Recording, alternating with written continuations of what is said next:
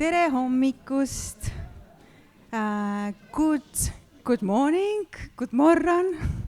I'm Margit. I'm one of the founders here and the executive director.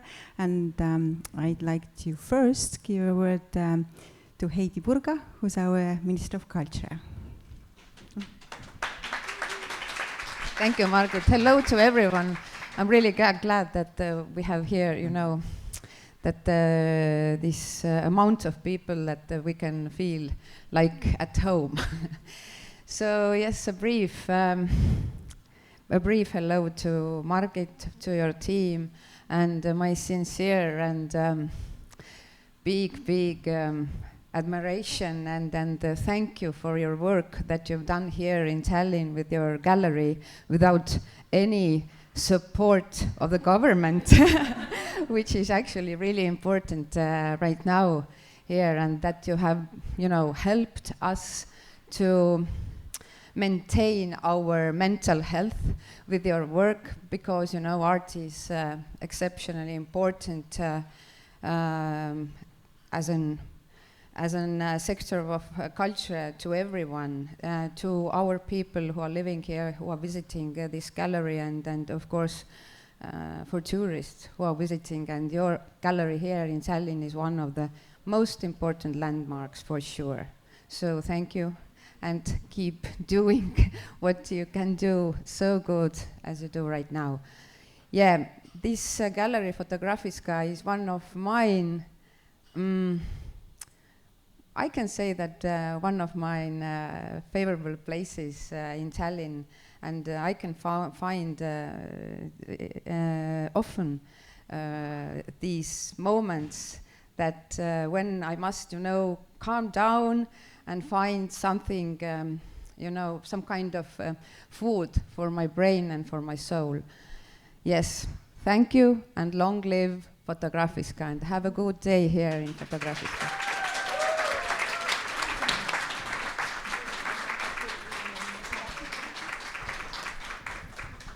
Wow.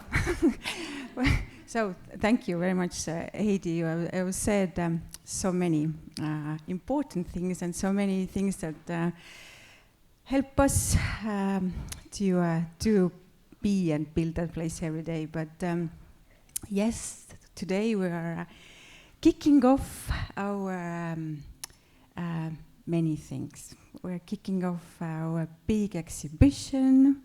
We are kicking off our 5th birthday, and all the events that start today over the weekend are all about the celebration. All about the celebration of art, culture, Fotografiska, our own life, and all new perspectives and everything that mattered us so much when we started this journey 5 years ago. And 5 years can kind of feel little or long, but for me, I think I still have the same feeling inside, and I think all of us here in the team, who I'm very proud are from the beginning of us, or many key people, feel the same drive that kind of helped us to bring this place here. Because it was a crazy dream, and for many reasons a crazy one. Some of them that Heidi pointed out as well, that we didn't know what we were getting into. But what we saw in Stockholm was so powerful and kind of fed our souls the need and the will that we want to have the same place here. And yes, we are a very small city, and yes, we don't have so many these right factors to make it work maybe, but as our team in Stockholm said, that okay, try it. if you want it so bad, then go and try it. And then we wanted to bring this world here. We wanted to bring the world photography, world art scene here. And with bringing the world here, we also opened up the wind our souls to the world. We are bringing, by bringing the world photography here, we are also showing everybody the window to the other side of our city, the other side of the borders. And I think it's also very important for our local artists to be part of it. And we have given the floor to them here in that house as well to show their work and be part of this world journey. And I think it's building a global village together is a very cool thing. So 5 years ago we were the first one outside of Stockholm, and we didn't know what the crazy journey was ahead of us for Fotografiska globally. And today we're 5 of us in global big cities, and suddenly we have become actually a global voice for photography and photo artists, and it's such a kind of powerful feeling that it's even like hard to put into words, but where in each Fotografiska where we go, it's the same feeling that we are showing the best, and we are doing such a like cool platform for all the artists around the globe now. So it's a cool journey. It's a cool journey for us as well as a team to be part of this global journey, to feel and breathe the mission, to inspire new perspective, inspire more conscious world, and that helps us here every day as well to build that brand. And it's a hell of a ride, and we are very, very happy to be on that train. And 5 years marks the magic 5 that if we wouldn't opened that place 5 years ago, then it never probably would have happened. And from that perspective, it's a very emotional 5 as well. And we are. Before I finish and give floor to others, I just want to say big thank you to all of you, to the team that's behind that house, that builds it with such a passion, with such a there is no tomorrow, we can do it, let's push the borders, let's like inspire people with every exhibition, with every opening, with every event. We do this in-house. We want to do the best. We just live this life ourselves very, very passionately as well. So thank you for our team. Thank you, the global team that's here from mainly from Stockholm, where the global team is based. Thank you for your trust. Thank you for like that we're building it together as a family. Thank you all the artists who come here from such a long distances. This matters us a lot because you are actually bringing the world here in a most like concrete way, and it's a big thing for us and for our public. It's a very special thing. So thank you. Thank you everybody who comes to our house and enjoys this beautiful place that we have built here for our city and for our lives. Before I give the floor to the artists, just a little announcement that after the talk, that's going to happen right away, please enjoy our tastes that are inspired by our exhibition In Bloom. As you know, one big part of our house is food, and food team is very, very connected with us, and we're very, very happy to actually have this journey together with them, because whenever there is a chance to take the exhibition to the food scene and to our tables, then we take it. So this is what you're going to experience is part of the In Bloom menu that will be launched today in a restaurant, and you can charge yourself later. What do you think of it? So thank you, and then please, Jessica Jarl, who's our Stockholm team representative and the curator of the show, to lead the exhibition. Thank you, Margit. So lovely to be here, and a nice introduction, Margit. So, yes, we are here today to celebrate many things. Of course, Fotografiska Tallinn turns 5 years. That's amazing. We are also celebrating the opening of this new group exhibition in Bloom. And this group exhibition has 17 participating artists, and it shows a glimpse of how nature is or can be represented in art today. And it's a symbolic and philosophical exploration of what nature is and the relationship between nature and human beings. And today with us we have 5 amazing artists that I would like to introduce up to the stage. So we have Cig Harvey. We have Niclas and Inka Niclas. And we have Helene Schmitz. Santer Tuori. Please welcome. Wonderful. Amazing to have you here with us today to celebrate this day. It's amazing. So, I mean, you all obviously have one thing, or perhaps many things in common, but one thing is that in some way you are inspired by nature, or you work with nature in some way in your art and photography.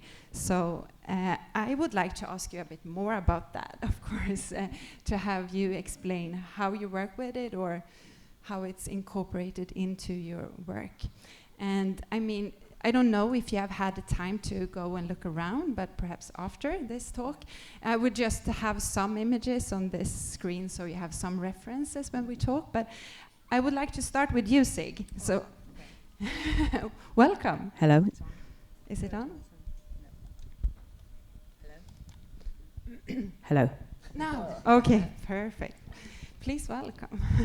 Thank you. Thanks for having us. Yes. So you have some works in this exhibition. It's just around the corner here. Yeah. And when looking at your photographs, I mean, I see flowers, I see a lot of colors and emotions and feelings. And tell me, what is it all about?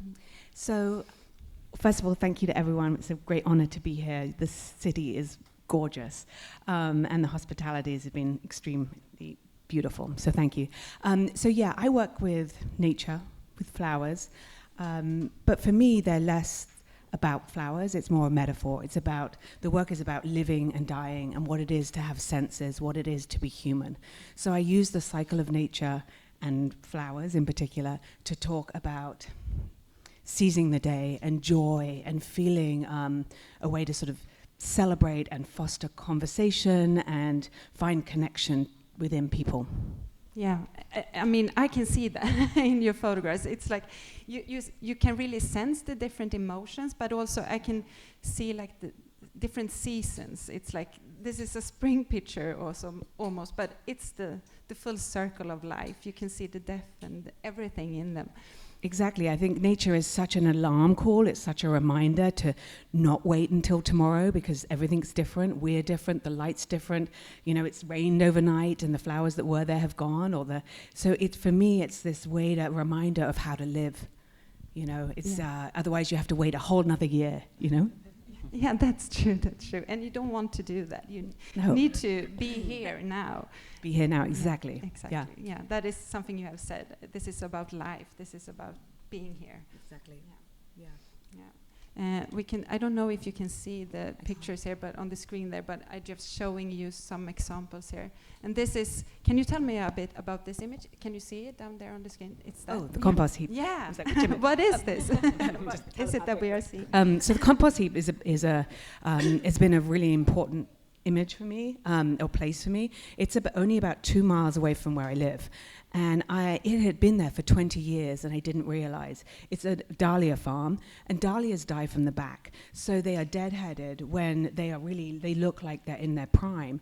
So these compost heaps of dahlia are these sites of great beauty. And I stumbled upon it, and I couldn't believe what I was seeing. For me, it was everything. It was life and death. It was beauty. It was pain. It was all the things that I think sort of that go into a photograph that makes you think. And so I became obsessed with it. And I photographed it at noon. I took portraits there. I went back at midnight. And it was sort of this obsession, again, to keep photographing. I made video, drawings, wrote about it. And then finally it snowed and it was over and I slept. But I think with photographers, we have this obsession that we need to sort of, as evidence that we saw this in the world, you know? Yeah. It feels unreal. How can you throw all these beautiful flowers in this big pile? People think that I constructed it, but I didn't. It was a found image. Yeah. And also you mentioned words. I know words are important for you as well. You work a lot with words and the written word. Yeah, initially the words were a way to they were generative. They were a way to make more photographs, to access more ideas. And then I realized that I wasn't keeping a journal. It was more just like notes on what I saw today that made me gasp, what made me want to live more, what made me question things. And so they became sort of this notation on observation. And then I started in my books putting the two together, and they both functioned in different ways. In many ways, the words are more contemporary, and the photographs are more timeless, I think. Yeah, and we can see some like neon signs in your corner around here, where you can some words from you. Yeah, the neons are just a way to sort of make words more visual. And who doesn't love neon? I mean, to live it. But it's like, it urges us to read and see and experience what your experience is when you are taking the photos. Yeah, exactly. I'm trying to sort of like get to the gut, get to the heart, make you feel. Eat flowers. Eat flowers, exactly. Like make you feel more. I think if we feel more, we're better partners, lovers, custodians of the planet. We, find more connection within people. So, I agree. Yeah, and this picture is, I love all of your works, and this is one of my favorites, the wisteria picture.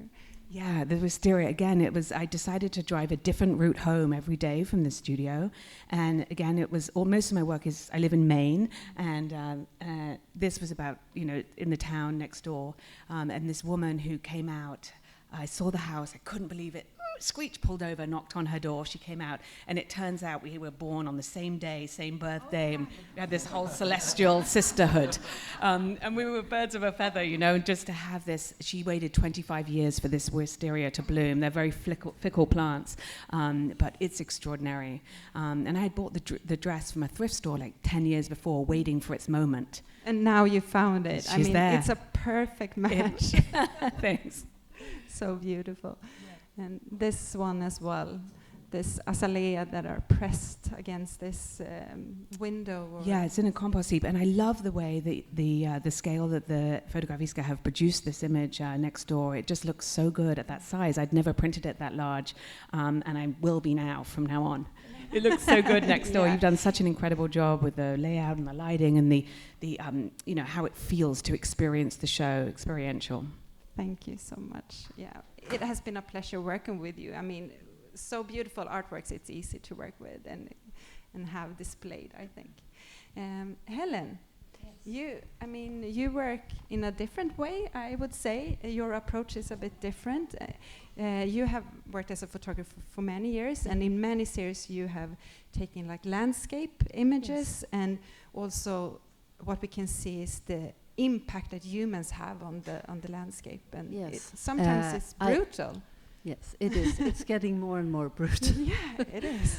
No, but I actually started working with macro photography of plants, and it was not actually the plant itself. I was interested. I worked with Linnaeus, the Swedish 18th century botanist, but I've always been interested in how we relate to the natural world and thoughts on it, and how he tried to organize it, which was also the start of the industrial era, and how now I'm more into how the human impact inscribes itself in the landscape. So I have sort of backed off from the close. Yeah, but that's very interesting. I mean, our relationship as humans to nature, we want to control, we want to understand and put everything into place so it's understandable. Here we can see some images from previous series that you have had, where we can see this magnificent landscape images, and you can also see the references to like classic landscape paintings. Yes, because I've been interested in these wounds or scars that are by the human impact, but I've also been interested in art history and how sort of the idea of the sublime landscape. I'm also thinking, what is nature? I mean, what is, when we say we love nature, what is that? We don't love a swamp. I mean, I don't, at least. So, and we're also so dependent, and I'm also interested in this vulnerability, that we are dependent, but we can't control it. So also sometimes my work is about a situation beyond control, because I worked with invasive species like kudzu, for instance. So we are so dependent, and we try to control it, and we exploit it, but we are also so fragile in face of nature. Yes, I mean, we live on this planet together with nature. We are part of nature. Yes, but also many people live in cities. So, I mean, we're losing this relation, and I think this is a scary thing, because you can't love something that you don't have a relation to, that you don't know the names of the plants or the birds. So I think it's really important. Yeah, it's very interesting, and I agree, it's very important. And I feel that perhaps in this time where we are living now with Anthropocene and global warming and this time, I mean, I feel that perhaps more people feel an urge to reconnect with nature in some way, or have that relationship again. Or what do you think? Yes, I think it's really important, and I think with this large scale production of things, that we need to go back to a smaller scale and to be closer, but also because it really harms the world. Like, it's a big discussion now in Sweden with forestry, because I also worked with the forest as a topic. And we have this idea in Sweden that we are doing a very good job, but apparently not. We are not protecting any forest. No. So I'm interested, and I'm more and more interested in also in the political side of how things are developing, and of course worried. Yeah, I understand your worry. And in this exhibition you have another series that is called Globe Works. Yes. We can see an example here. And these photographs are taken in Costa Rica? Yes. Yeah. Can you tell us in the about cloud forest, yes. The cloud forest is like a closed ecosystem. I saw also, it's another artist that has worked with also the circular work. Yes, it's next to you. And it's threatened by global warming. Warming, and so it's more a homage to the cloud forest, because all the cloud forests of the world are under threat and will probably not exist in maybe 50 years or something like that. And also all the species living there, because it's like when you lose a tree, like we are losing the ash tree in Europe now, it's not only the tree, it's like hundreds of species around that lives it. on. Yeah, that also will disappear. So. And I mean, I think many artists are drawn to Costa Rica because it has been one of the most biodiverse places on Earth, and now it slowly changes to something else. Yeah, and you can see some examples here of the cloud forest. Inka Niclas, you also work with landscape, I would say, and also like the relationship with humans, but also I know you're interested in like what photography brings to that. Like, we are traveling a lot and we're taking pictures of beautiful sunsets and landscapes and bring them back home. And you have worked a lot I would with say that our main theme would be us as humans, nature and the camera, and the interactions and the interplay between those three. how photography shapes the way we view nature. Also, I think that when we talk about nature and we think about nature, we're actually thinking in photographs and talking about photographs a lot. Yeah, we Because don't really experience the real nature. We're looking at photographs. Yeah. And also, we've been working with how we behave in nature and use the camera as a way to experience nature in a way. Like a big part of traveling to nature is to take photographs of various landscapes or phenomena, but also a lot to have photographs as proofs of yourself in that scenery. And it can almost be that you, like different landscapes and places have these ways they are supposed to look, because you see in Grand Canyon in the sunset most of the time. So if you go there, you want to experience that time of day, that time of year. Yeah, one photograph of a spot generates more photographs of the same spot, and it goes on. Go to the same spot and stand there with your cameras. Yeah, and I think nature can be. It's almost like these different places have, like there's the best palm tree at that spot that's hanging, and then all the imagery on social media is of that particular tree, like of all the trees next to it, one is the best. And why is that? What is it? I don't know, but it's also, for us, it's interesting to experience like the impulse of taking that photograph, because it's also applying to us in a way. We do these, we can go somewhere and have a specific project in mind, but when the sun sets, it's kind of, even I have the impulse to take my phone and take a photograph of that sunset, even though it's gonna pile up on my phone and become this digital waste. So we're kind of using, like lately we've been working with those kind of images also when we do our sculptures, working with those generic sunsets or seascapes, or and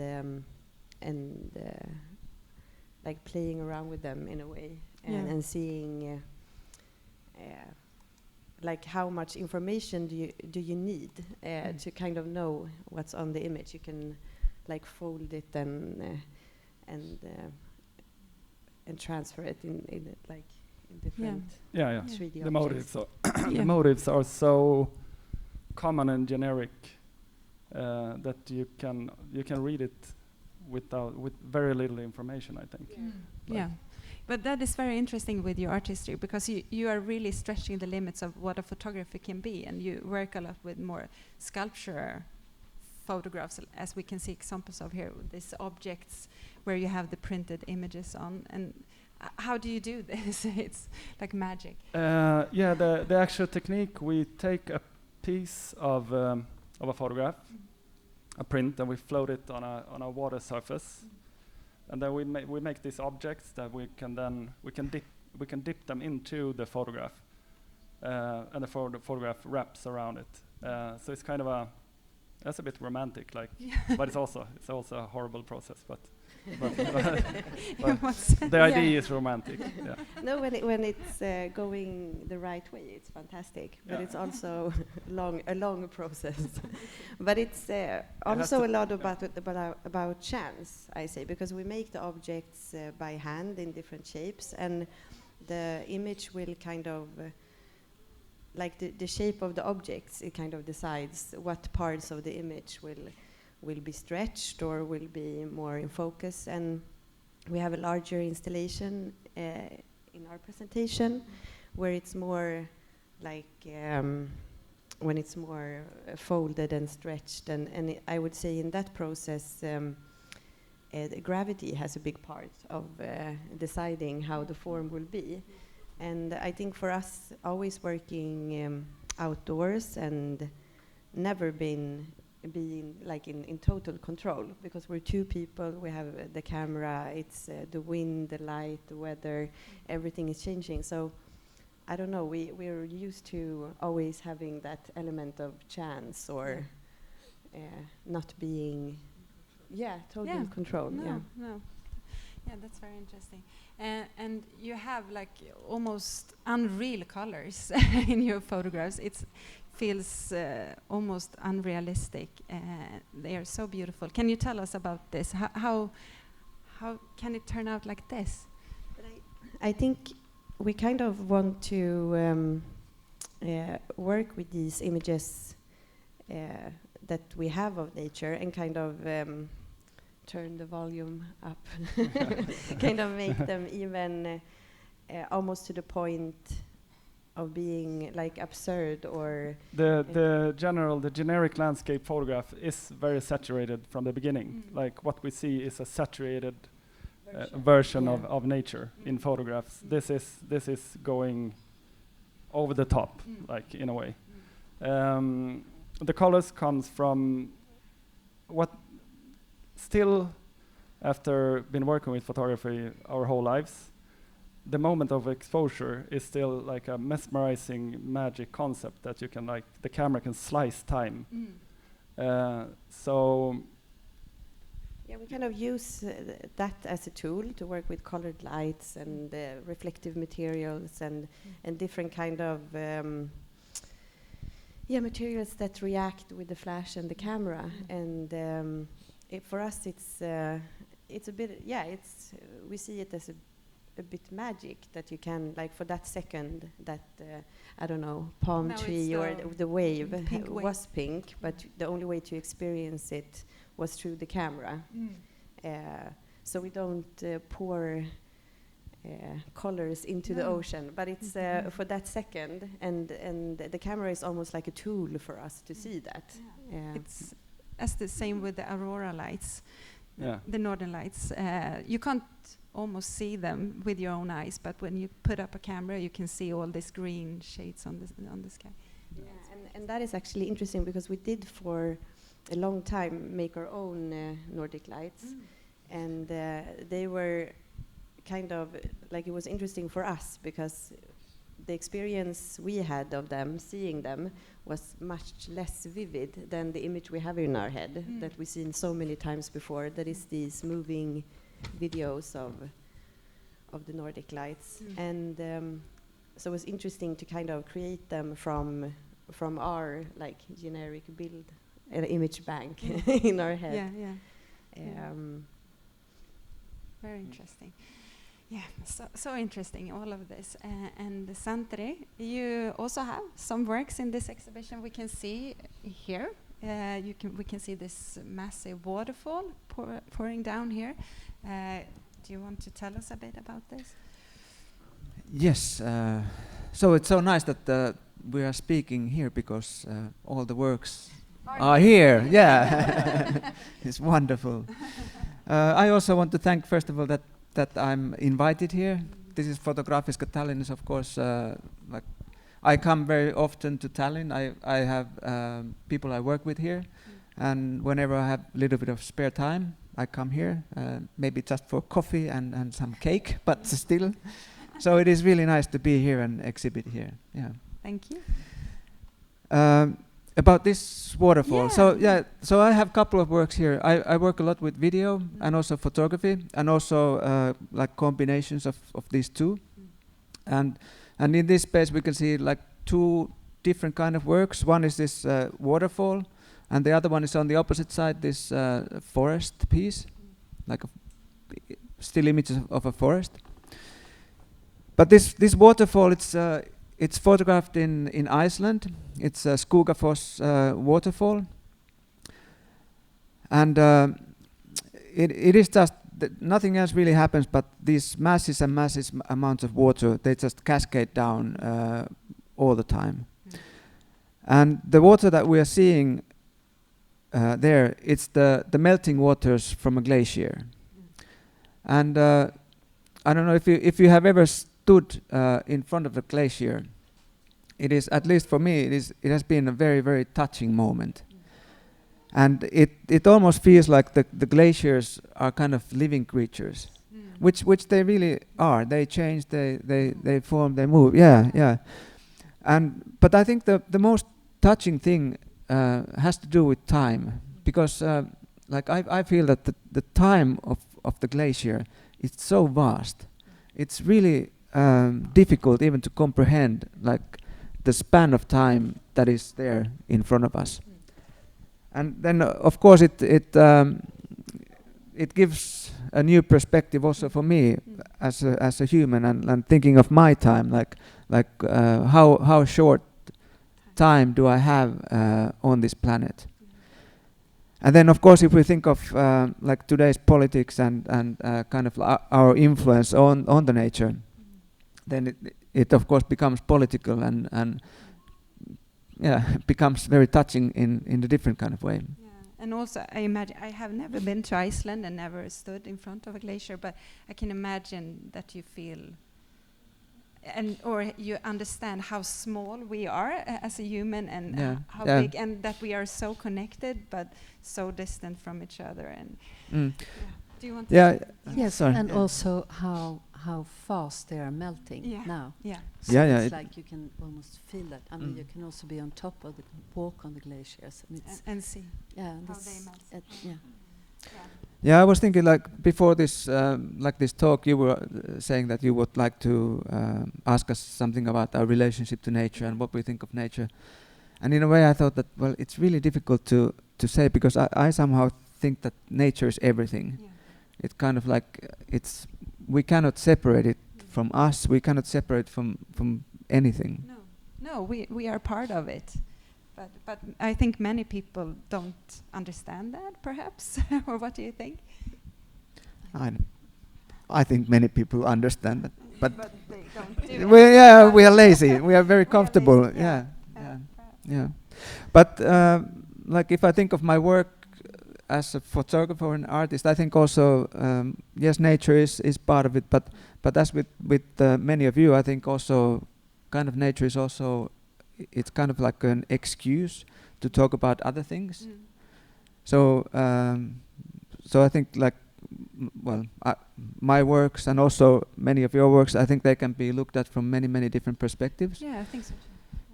I agree. And also for me, like being part of this long tradition of visual arts, being part of long tradition of photography, painting, is also very important for me.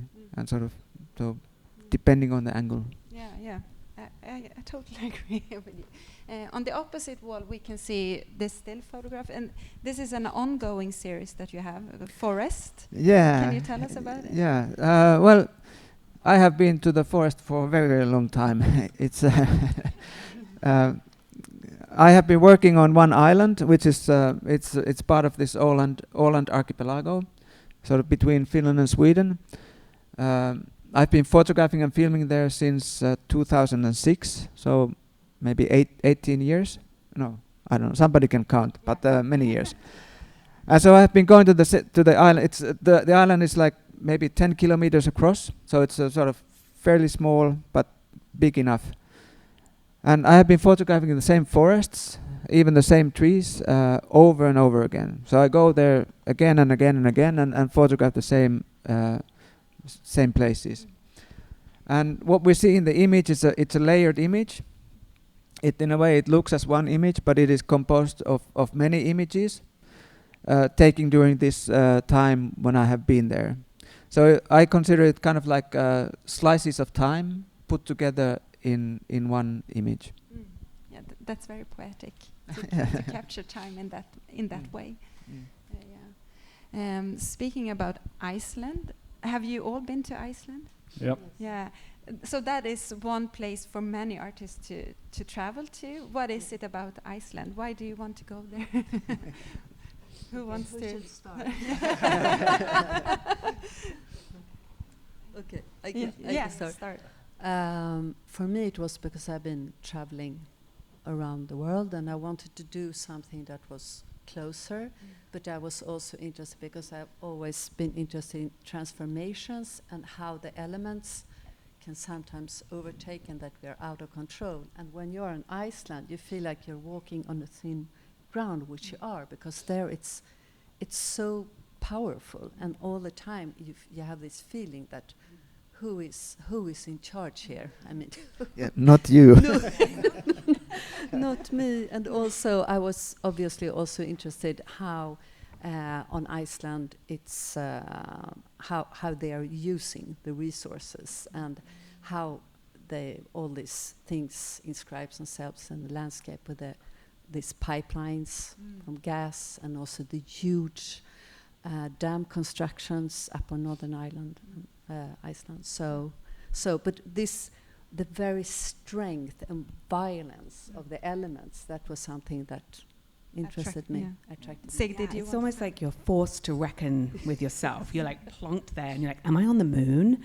I mean, it looks very different from anywhere I've ever lived, and so I think it has that duality. Like nature can heal, but it can also harm. So you feel it. It's ever present there, and it changes weather. It's all the weathers all day long, and so it's not a polite nature, and so it's raw, and you feel, I think, as a photographer, as a visual artist, very alive there. Yeah, I think that's basically our reason as well. I think the first time we went there, we went because it looked like dark and looked metal. Yeah. That was the initial reason. However, there's been a lot of photography going on Iceland, and sometimes it can be problematic if you instantly recognize the place, like it becomes about Iceland if you're trying to communicate something else. So for me now, I think it's a hard place to work in. Yeah. Because we work differently.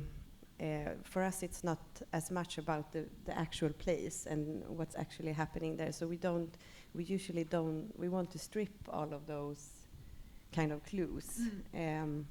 But I also think, in general, we like to be on islands to work. Yeah. That's our thing, because nature is changing a lot, and it's a small area, and you can go back and forth, and that's always worked well for us. And Iceland is quite, even though it's very rough, it's quite accessible. There is like a road going around and everything is happening just road around you. Yeah, road one, and it's so it's a fantastic place to be. But we actually stopped going because it became too much. About Iceland in our work, but we loved to be there. I think I should invite you to my island, and we could work together. It would be nice. And I'm born in Åland. Yeah. It would be very, very. We could have a joint exhibition with very different works. That's a wonderful idea. I don't remember now who mentioned this previously, but one of the authors that we invited for this exhibition to write a short text, it's the American writer Richard Love, and he writes about the it factor that nature has. What is it that we are searching for? What is it that we are urging for from nature? Do you have any answers to that question? One of the first projects we did, we photographed tourists visiting nature. Exactly. And one of the striking things that we noticed was that everybody was waiting for something. Like the tourists were standing waiting for looking for a dinosaur to come or something. Yeah. They didn't see it. No, they didn't see it. No. Yeah. I think that for me it's, beauty. For me, it's an opportunity to seek out more beauty in life. And I think there's a craving for that in culture, and I think it's important. I think, often in the art world, in academia, we don't mention beauty, but, yes, let's mention it. I think there's this need for, given what's going on in the world, that beauty can be this salve, that nature, art, nature, beauty, color, it can help heal people. Yes, and that is something that art and nature has in common, I think. Absolutely, yeah. You can go there and find your strength, and you can find inspiration, and it's a perfect match. I think in Iceland it's interesting, the duality, that on one side of the road you see people standing admiring, almost like being watching something holy, like being in a church or a cathedral. But then if you go on a road like 5 kilometers inland, you see this heavy exploitation, these huge trucks and dam construction. It's like the other side. So you have this duality. On one side we adore it and we look at it and we admire it and we have all these feelings. And on the other side it's like, wow, we are using it and destroying it. So you have these two sides of these coins, and that's very evident on Iceland specifically. Yeah, that's true. And that is also something I try to have in this exhibition, to have both sides. Like you have the beauty of nature, but also like the very controlled and mastered nature in that way that we are controlling it, and also the relationship and the brutal relationship between humans and nature, and what we do to nature. Thank you so much. I hope it was an interesting talk for all of you, and you get to maybe if somebody has any questions, you can. Exactly. Oh, We don't see you. no, but if you but have we are very any open to talk with you. yeah, feel free. No pressure. Yes. Are there any places where you avoid to go, or any kind of situations you would never like to capture on the photo? Oh, that was a hard one. Yeah, now they have stopped to go to Iceland. Yeah. You know, but No, we would probably go again, but maybe. I would say, for me, I make less work in cities, even though I love to go to cities for personal reasons. But for me, my work isn't there. I have to be out in nature. I have to have space. But I also feel like it's the artist's job to make new what is familiar. So I would say that probably nothing is off the table. No, I'm just thinking about like practical, like places we wouldn't go. We always think that we want to go to jungles. It's impossible to be in a jungle and photograph. They're so dense, and it's like, No, it's not impossible. No, but it's to shoot a jungle, you need to be standing impossible. outside the jungle to shoot into it. And also there's this like the bugs and the snakes, and so you can't really concentrate. That's not. So at that's home not it feels like a good idea to go, but when you're there, when we're there, we don't get anything done. Like, yeah. So I think it's a difficult question, but obviously there are some places for political reasons I wouldn't go to.